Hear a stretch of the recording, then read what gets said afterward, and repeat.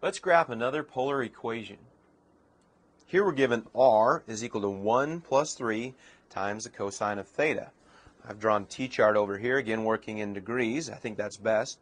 When we're at 0 degrees, if we plug this in here, we have 1 plus 3 times the cosine of 0 degrees, which we know to be 1. So we'll have 1 plus 3, which is 4. So at 0 degrees, we have the point 4. All right, so 4 comma theta, remembering that our ordered pairs are all in the form r comma theta. All right, now let's plug in 45.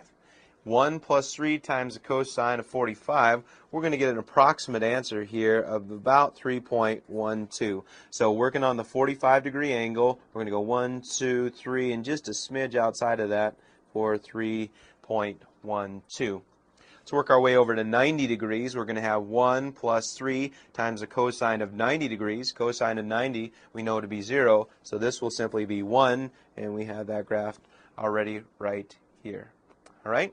Interesting thing happens between 90 and 120. I think it's right between those two values where we get the origin. But moving to 120 here quickly, we plug this in 1 plus 3 times the cosine of 120. We get a negative 1/2. Now careful here when we graph this.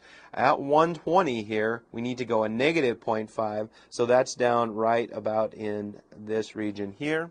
Moving to 180, 1 plus 3 times the cosine of 180 is going to give us a value of negative 2. So when we're out here at 180, remember the negative flips this across the theta equal to pi halves axis, and we have our graph. Now, the great thing about this polar equation is that we have symmetry with respect to the polar axis. Remember, this occurs if we can replace theta with a negative theta, and it leaves our equation unchanged, then we have that symmetry through the polar axis. Using the fact that the cosine is an even function, we're good to go here, so we can plug in some other values here.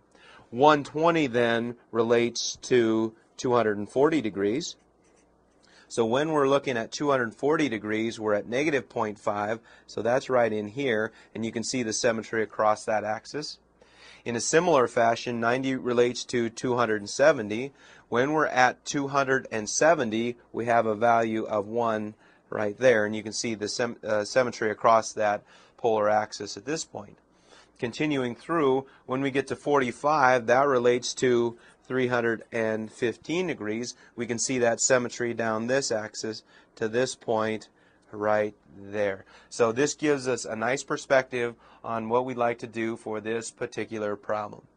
So now what we're going to do is put this all together and just go ahead and graph. Remember, we started with 4, 0, and as you graph this, it looks something like this. Take some doing and some practice to graph this, called a limacon.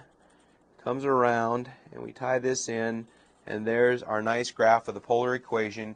R is equal to 1 plus 3 cosine theta.